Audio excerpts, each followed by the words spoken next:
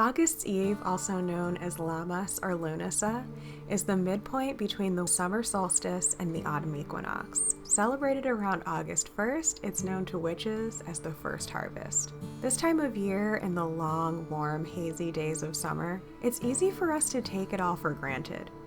But August's Eve sweeps in to remind us that summer does not last forever. The beginning of August is our reminder to pause and acknowledge the beginning of the end of summer. It certainly isn't autumn yet, but it's time to begin shifting our consciousness to make way for the more solemn days of fall and winter ahead.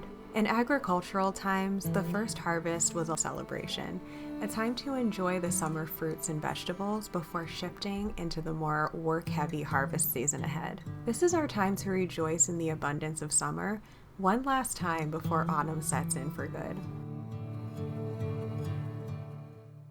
Greetings, magical mavens, and welcome to the seasonal bucket list for the August Eve / Lammas / Lughnasadh season. So if you're new around here on this channel, I like to look at the wheel of the year not as 8 holidays that you have to celebrate just on those 8 specific days, but instead as breaking up the whole year into 8 seasons that are 6 weeks long.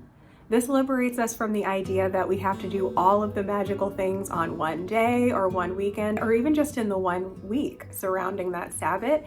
And it also gives us permission to create magic in our everyday lives by embodying the themes of each season for a longer and more sustainable amount of time. So of course, being the writing witch, tip number 1 is always to do your seasonal journaling. I have 3 different favorite journal prompts that I like to use for each of the 8 seasons on the witch's calendar. My 3 favorite themes to focus on for this time of year are abundance, craftsmanship, and transition.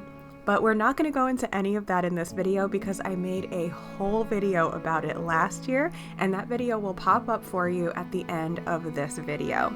In that video, I'm not only giving you my favorite journal prompts, but I'm also authentically sharing with you my own responses to those journal prompts for the 2022 season, where you'll actually get to see in action what it's like to apply these themes to your life in a mindfully witchy way. So stay tuned for that. And of course, if you want to dive really deep into that, I also invite you to grab the journal prompt pages that I've made for your grimoire or book of shadows.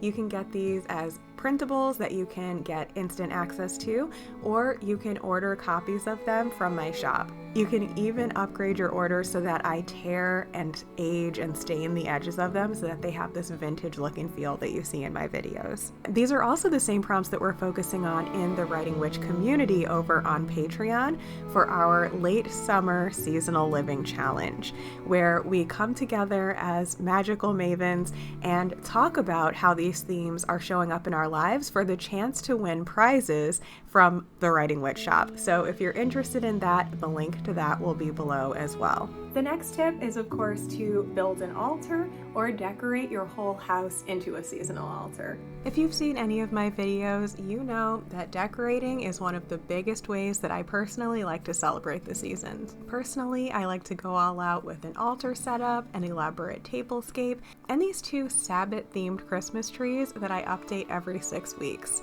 But if you're in the broom closet or just don't have the time or desire to decorate your whole space, even doing something as simple as putting out a different wreath on the door or getting a seasonal bouquet of flowers like we talked about is enough to give you the psychological trigger that the season has changed, and it's something to rejoice in and savor for the short time that this chapter of your life is here. It's a way of romanticizing your life and celebrating where you are in the journey of life in a playful and beautiful way. And of course, if you enjoy getting crafty, you can always make your own seasonal wreath, either with fake or dried flowers to use year after year, or you can use fresh flowers, herbs, and greenery to savor for the short time while it lasts. I happen to really love making wreaths of both kinds, and this year I finally decided to start selling some of my witchy seasonal wreaths in my home decor shop. Obviously, the ones that are meant to last year after year. So if you're not planning to make one yourself, but you would like to have a beautiful circlet of foliage crafted with love from your fellow witch, I invite you to check out my selection. Each one is one of a kind and made with positive intention for your peace, fulfillment, and abundance this season and every season. And since this is harvest season, the next tip is to have some kind of a harvest feast or incorporate local foods into your diet. If you're gardening, this could mean picking whatever happens to be ready in your own garden, or it can just mean going to a farmer's market or going to your grocery store and looking for things that you know are actually in season in your area. This year, seasonal eating is something I'm learning more about and leaning more into as I go along. While I've incorporated certain aspects of seasonal eating into my practice ever since the beginning of my Wheel of the Year journey many years ago, I had never previously done an actual deep dive into the nitty-gritty details of all the foods that are and are not seasonal for each month of the year in my area. I used to tend to simply incorporate the obvious ones, like corn and wheat for this time of year, for example. But I was approaching it more so from a ritualistic/traditional standpoint of indulging in those foods that make me feel connected to the season in general this time of year. But as I'm getting more and more into gardening and shifting into a more eco-friendly lifestyle, I've discovered that there's a lot more to seasonal eating than just that. Of course, if you're just getting started with seasonal living in general, it's perfectly fine to start small like I did. Just go for those obvious foods from each season whenever possible, and don't focus too much on perfectionism. This will help you to gradually wrap your mind around the concept without getting overwhelmed or having to think too much about it if you're busy. Because if you overthink it, you're probably going to get frustrated and give up, and that kind of defeats the purpose. But if you are curious about more of the what and the how and the why of seasonal eating for health, economical, and ecological purposes, I highly recommend doing some additional research. Not only is seasonal eating a habit that helps us to feel more in tune with nature on a mental level, but it's also a great health benefit for ourselves and for our planet. I'm totally still learning about this, but in short, what I've learned so far is that our modern society has evolved to be able to import just about any kind of food from just about anywhere, just about any time, which is definitely a huge blessing in many regards. However, when we do this mindlessly without understanding the benefits and the drawbacks of imported food, it can be yet another factor contributing to our overall sense of disconnect from nature and our place within it. By familiarizing ourselves with what is and isn't naturally in season, we're able to make more conscious selections that can be better for us and be better for the environment. So the basic rule of thumb is that even with imported crops, there are things in the grocery store today that are in season where they came from, and things that were forced to grow outside of their natural season, whether that was close to home for you or far away. The things that are out of season are grown under highly manipulated conditions, which both leads to more energy waste and less nutrients and less flavor, believe it or not. This is something I've definitely noticed with gardening, especially tomatoes. I feel like tomatoes are one of those things where when you buy it out of season or imported or whatever, it's never anywhere near as flavorful as something that was grown nearby or that you grew yourself. And I think this is why. And to take things a step further down the rabbit hole, the other rule of thumb is that the farther away your food is imported from, the higher the negative impact on the environment due to fuel emissions, and the more likely it is that the food has been treated with preservatives or additional pesticides as they cross the borders of different countries. I learned this in a surprising way earlier in the spring when I was getting my garden started. I wanted to see if I could grow certain fruits and vegetables right from the seeds that come out of the fruit that I bought at the grocery store. And I learned that sometimes it works and sometimes it doesn't, and one of the main factors of why it doesn't work, if it is a type of plant that normally grows in your area, of course, is that it's actually been treated on its way from another country and the seeds are now no longer viable.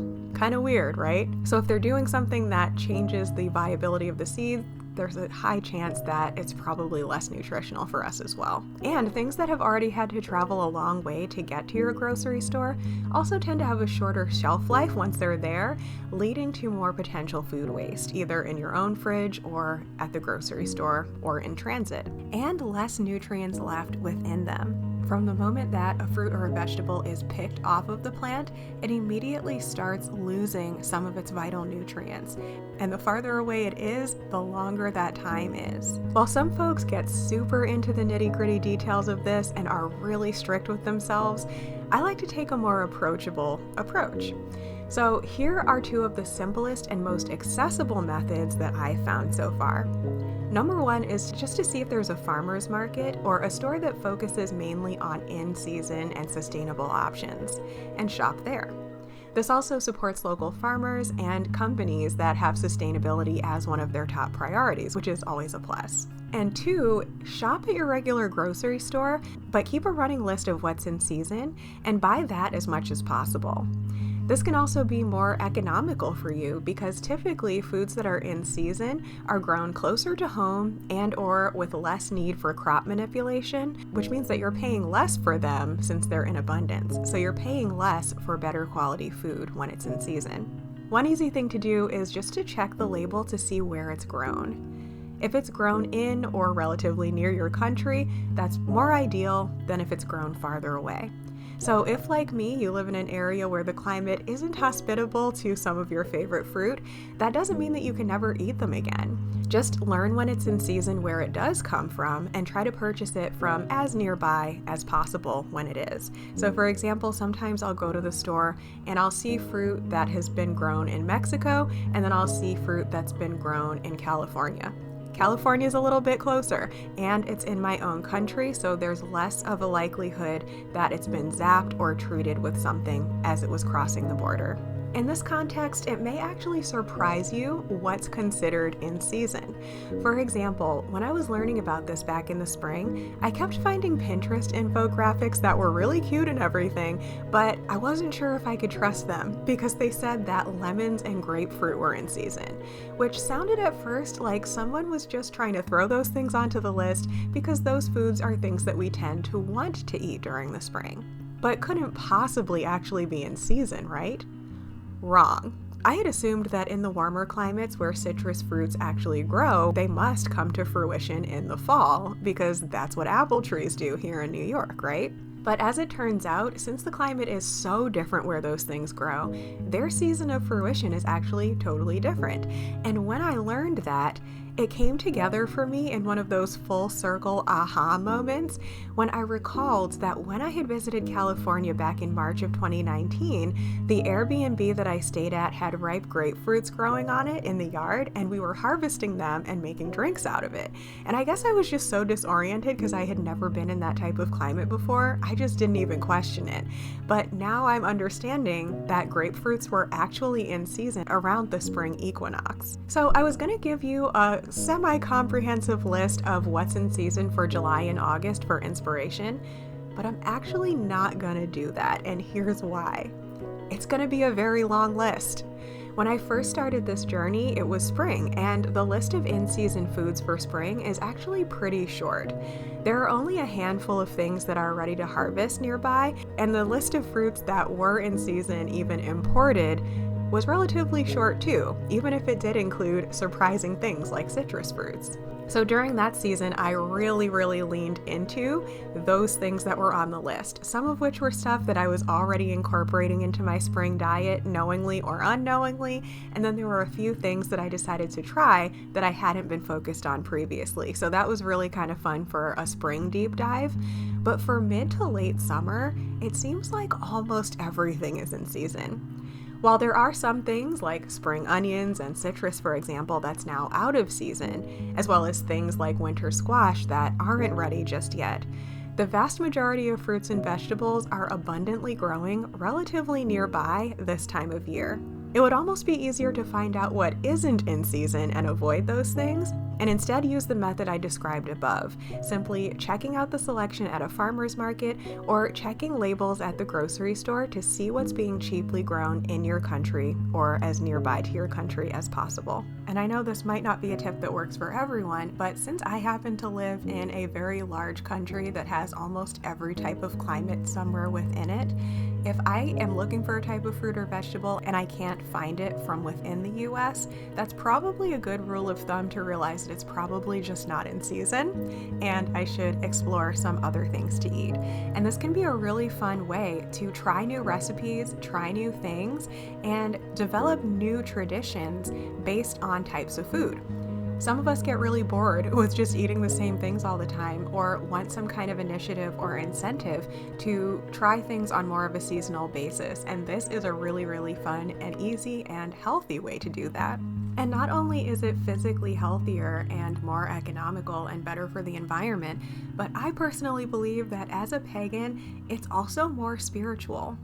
When we are putting into our bodies things that are grown more naturally within their natural season, it kind of just makes us feel like we're more part of nature, and it goes beyond just an emotional and mental thing. We see ourselves and experience ourselves more as part of that plant, tend, harvest, compost cycle, and things have more meaning. If we can just go into the grocery store and have absolutely anything at absolutely any time of the year with perceivably no consequences whatsoever, it kind of takes the fun and the meaning out of it in a way. Whereas if we learn to eat seasonally, it gives us something to look forward to and to get excited about. Think about pumpkin spice season, right? Are you somebody who likes pumpkin flavored everything when fall comes around? Personally, I'm one of those people, and that is one of the easiest examples. We look forward to that because we don't have it all the time. It's something exciting, something celebratory, and we can kind of feel that way about all of our foods when we learn to live seasonally. And on the flip side of that, it also kind of makes things a little bit simpler and easier. As with all things in my life and practice, I love that seasonal eating provides a sense of freedom within structure. When we have so much choice at the grocery store, grocery shopping or meal planning can become kind of overwhelming. But if we are consciously aware of what is and isn't in season, we can kind of base our meal planning around what's in season. This was especially helpful in the spring when I was first getting started, where there really were only a handful of things that were in season, and I was able to kind of plan my meals around those things, still using my usual comfort base foods like pasta and rice and quinoa and stuff like that. But for the produce that I would add, I was able to create fun meals that maybe I wouldn't have thought of another time of year, but I was also able to maybe perfect that recipe by working on it a few times during those couple of months, and then I can return to that again the following year. I'm someone that eats a lot of produce, and it also kind of allowed me to not feel like I was wasting food. Not that I'm someone who wastes food, because honestly, I compost almost everything. If anything goes bad in my fridge, I pretty much compost it. But I would actually get to eat the full quantity of what I had purchased, because instead of going to the produce section and grabbing a few of everything like I used to do, whether they were in season or not, and then realizing that, say, my peppers were going bad because I was trying to save them for later because the spinach needed to be eaten first and blah blah blah, I was instead just able to grab just those things that were in season, and I knew what I would want to cook with them by getting ideas on Pinterest, and the whole process would just be a lot more simplified and a lot more minimalistic. But this process doesn't necessarily feel limiting, because I know that the following month there's going to be more things in season that I can get excited about, and I can kind of start all over again. There are also both scientific studies as well as more personal observations in more of the spiritual realm of feeling more connected and more of a sense of belonging in the world when we're actually eating things that are in season or are relatively locally grown. On a scientific level, this can have to do with things like allergies. Have you heard that idea that if you eat local honey when it's in season, it'll kind of give you an immune shot to the kinds of flowering plants in your area that might have otherwise made you feel allergic? I think that same thing is kind of true for food in general. Mother Nature grows certain things at certain times because we need those types of vitamins or that type of detoxification quality or that type of weight and warmth for like the winter crops, for example, to keep us feeling good during the time of year and the conditions that we're dealing with. This is a huge rabbit hole, so if you want to know more about this, let me know in the comments, and as I'm continuing to do more research, I can share more of this with you guys. But for now, let's move on to the next topic. The next tip is to make corn dollies or any kind of seasonal craft using things that you can find in nature in your area or natural items in general. One of the names for the first harvest festival that many of us pagans celebrate is Lughnasadh, named for the Celtic god Lugh, a sun god and a god of the harvest. One of his titles was Lum Fada, possibly being translated as artful hands, dealing with skill of craftsmanship. Julius Caesar regarded him as the Celtic version of Mercury, another version of the magician archetype, which is related to creativity and crafting the life we desire with the elements we have available. Whether or not you're interested in Celtic or deity-oriented aspects of the Wheel of the Year, this season is also just a natural time to lean into the themes of craftiness and creativity. Long before I ever knew about Lughnasadh or the pagan Wheel of the Year, I always naturally regarded this time of year as a time for playful creativity.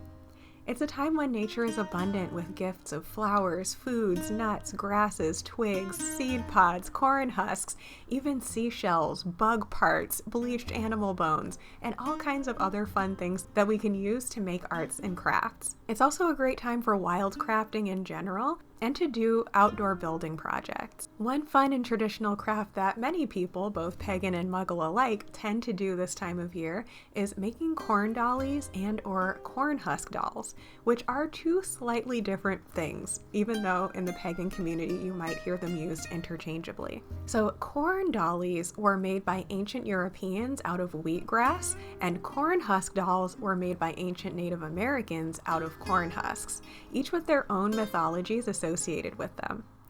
In more recent centuries, European Americans and African Americans have adopted this tradition as well, and now we can make them in the European style, the American style, or a mixture of both. In Europe, it was said that the corn dolly, with corn at the time meaning a more generalized term for edible grasses, since they did not have the American maize, which we now call corn, was created to represent a grain deity and was made out of the last sheaf of grain to be kept safe in the home over winter. It would then be sowed into the field the following year to represent the cycle of continuation to evoke another abundant harvest. In Native American culture, corn does refer to maize, which was one of the three sisters of Native American agriculture, along with beans and squashes.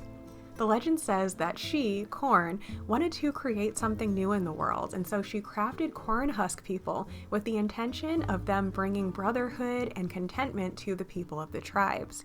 But one doll was made too beautiful and became vain, so her punishment was that her face was removed, which is why corn husk dolls are traditionally made without faces. Both stories are fascinating, but if you're like me and the mythology aspect is more so just for inspiration than for anything else, feel free to form your own tradition based on either or both of these stories, or just give it your own significance. Last year, my partner and I made corn husk dolls with some added wheat elements inspired by corn dollies. We enjoy mythology from an archetypal standpoint, but don't necessarily believe in it in a literal sense, so we just decided to use ours more so as poppets for a blessing spell. I made a doll to represent me, and he made a doll to represent him. And we each wrote a note of blessing for the other on pieces of paper, which we then exchanged and folded up to use as the stuffing for the chest of each other's doll. So my doll contains his blessing for me, and his doll contains my blessing for him. I've been keeping these dolls on my altar for the past year, and I haven't quite decided yet if I want to take inspiration from the corn dolly tradition and sacrifice these two to the elements after creating new ones with new blessings in them this year. I feel like that would be a really cool tradition to form, but these guys are also kind of growing on me, and perhaps I would like to keep them around until more of our wishes have manifested. What do you guys think? Have you guys ever used corn dollies in spell work? If so, I would love to know your tips or what you think about this, and I'll keep you guys posted on what I decide to do. Now, one little just practical tip for you guys. I saw some tutorials on how to make corn husk dolls using the pieces of corn husk that are actually sold in the store for the use of wrapping tamales and things like that. And I believe that way would have been so much easier, because what I decided to do, because it's me, I wanted to get my hands dirty and really mess around with stuff, I decided to just get actual fresh corn on the cob, to peel it, and to use the skin to make the dolls. And those corn husks are just a lot harder to work with. They're thinner and flimsier, and they obviously haven't been collected and like cleaned and ironed with the intention of it being used for crafting. So we kind of had a little bit of a hard time with it, and we did have to cheat a little bit and use some hot glue and things like that, which I am completely fine with. But if you want to make them in the traditional sense, or if you just aren't quite as crafty and want it to be as simple and straightforward as possible, I recommend looking up a simple tutorial and getting the kind that is marketed as corn husks. But if you want to be crazy and have some fun with it like me, feel free to peel your own corn and do it this way as well. The next tip is to do a little kitchen witchy prosperity spell in the form of a grain bottle. Now, this one, like most traditions, probably has some old world cultural origins and meanings associated with it, but if it does, I honestly don't know about it. For me, this was just one of those things that had personal significance because I recall doing this type of craft with my mom when she used to homeschool me and my siblings and some other children in our community back in the 90s. I had almost forgotten about it until I noticed a grain bottle on someone's kitchen altar or their Lammas/Lughnasadh altar on Pinterest, and I remembered how much I had enjoyed doing this as a child. But I think in the picture they had just used one type of grain, but then I remembered that you could layer things. Back in the day, my mom had showed us how to use just white rice for the whole project, staining it different colors using food coloring. We layered it together until we'd created some kind of striped or rainbow-like pattern. But last year, I decided to combine that memory with a little bit more of a witchy flair. For me, this was kind of an extension of the tradition I had already been dabbling in of keeping various types of grains in clear glass bottles in visible spots in my kitchen. I had read years ago that some pagans add these types of things to their kitchen witchery altars as representations of abundance. Since I currently have a tiny kitchen with no free counter space whatsoever for an altar, I've just kind of done what I do with my whole home. Let the space itself double as one big altar. I've been stashing dried edibles in glass containers as part of my utilitarian decorating scheme for a while, but last August Eve season, I decided to take it a step further and put even more intention into it for this more symbolic talisman for abundance and prosperity. I simply selected a more decorative bottle and layered all the different types of grain I had on hand to create a striped pattern. I brought intention into it by chanting my home blessing mantra as I went. I used everything but the kitchen sink, so to say, to represent always having a wide range of choice. And I filled it all the way up to the top to signify an overflowing of abundance. Unlike my other bottles, which get filled up and used up periodically since they are simply just somewhat decorative ways of storing actual food that I use, this bottle is meant to remain unused as a permanent symbol of always having more than enough. Kind of like some people have that $1 or $5 bill or $20 bill or even $100 bill in their wallet that they kind of just keep in there as a talisman that they don't actually spend just to represent always having enough. That's kind of like doing this for your kitchen. And it actually worked out perfectly because I had been hoarding this small gold leaf wine bottle for many years, waiting for something to use it for. I had originally intended to remove the writing off of the back of it and use it for liquid, but it was extremely difficult to erase, so I planned on using it for something opaque so that you couldn't see the back of it. And just when I had finally cleaned out my jar collection and was about to recycle it, I came up with this project idea. Can you relate? Are you a bottle hoarder too? If so, this might be a great way to use some of them up. The next tip is to sit outside at night. I know some of you guys live in climates where this is a seasonless activity, but for me, sitting outside at night is really only something I get to do during the warmest part of the summer. Other than those rare times when I intentionally bundle up and hopefully create a fire around the winter solstice, this is the only time I can comfortably enjoy the magic of the night. When I used to have a yard of my own, I used to love having a fire and doing ritual outside at night, or just sitting with loved ones telling stories. With my current lifestyle, it typically takes the form of intending to just sit outside reading, writing, or watching videos during the long sunset hour, and then ending up just not ever wanting to go inside. So I instead light a candle, take my dinner outside or a drink, and just watch the moon and stars come out. The next tip is reading or journaling outside. Similar to the last tip, but in daylight, this can be done anywhere, anytime. Whether it's taking a book or your journal outside for your morning or evening ritual, or just heading outdoors for your lunch break, or even taking a special trip out into nature to get some serious reading or writing done, I find that this is sometimes exactly what I need to shift my energy to a more relaxed state during the day. Or it can even help me get motivated to really get a lot of reading or writing done, especially when I have something like a magazine article, a workbook page for my patrons, or even a YouTube script to write. Going outside into the elements gets rid of any writer's block brought on by being confined to four walls. A couple of years ago on the spring equinox, when my siblings and I went on a hike in Niagara Falls, not the touristy area, but the hiking trail area, I actually saw a girl on the trail who was sitting at the very top of a cliff with the river rushing underneath, and she seemed to be reading the Bible or something like that. And it kind of got me thinking that would be such a cool trip to do. It doesn't need to be the Bible, obviously. It could be your favorite witchy book. It could even be your favorite fictional book. Just something that makes you feel really connected to nature, and take it to some really cool place where you can sit outside and do your reading. It seems very magical to me, or I guess in her case, very spiritual. In fact, when I was a kid all the way into my teens, I would sometimes climb a tree and read a magical book in a tree. Now, back then my magical books were fiction because I didn't know I was a witch yet, so I was probably reading like Aragon or the Chronicles of Narnia or something around those lines, maybe some Spiderwick Chronicles in there. But I had this awesome tree in my backyard that I had as a teenager, and I would climb to somewhere around the middle where I could really feel the wind and the elements, and I would just sit up there reading, and I would come down and there would be splinters in my pants and my hair would be all crazy.